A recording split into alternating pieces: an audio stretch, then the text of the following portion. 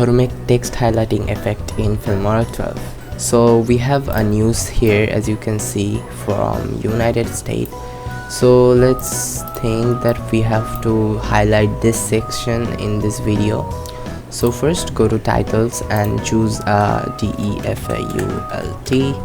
So as you can see, I have a title in here, so there is nothing written on here. So first go to click on the title and then go to advanced. Okay, after that, as you can see, you have an option to just draw any shapes here. Just select the square and now delete anything in the text box. Okay, so we want to highlight this thing in here. Auto workers have big like this thing. So first we have to adjust with the text. So go to the shape fill and then give what kind of highlights you want and then save. Okay, as you can see here, we have a YOLO kind of thing in here.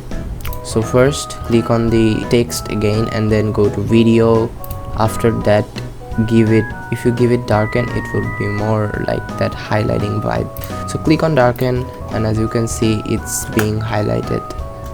Okay, so you can adjust it again like this, so you can zoom in and then adjust the position.